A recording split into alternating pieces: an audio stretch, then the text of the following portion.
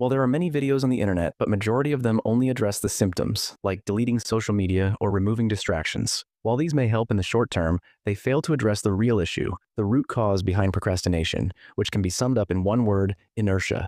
In physics, inertia is the tendency for objects at rest to stay at rest, and objects in motion to stay in motion, unless acted upon by an external force. This also happens to be Newton's first law of motion, and it applies just as much to tasks as it does to objects. Getting started on any task, no matter how small, requires an initial push and some amount of energy to overcome the resting state of inertia. And this precisely is the issue. We make this initial push so big and difficult in our minds that instead we just avoid the task entirely and distract ourselves with cheap dopamine-inducing activities. So to break procrastination, we need to break inertia.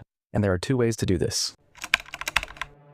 Getting started is the most difficult part, so make this as easy as possible by reducing the stakes and taking the smallest step forward. For example, if you tell yourself, "I need to sit down and complete my 5,000-word essay," the inertia is too strong, as the stakes are so high. But instead, if you tell yourself, "I'm only going to write 50 words, the feeling of inertia is much lower, as now it's pretty easy to get started without needing to rely on willpower or discipline.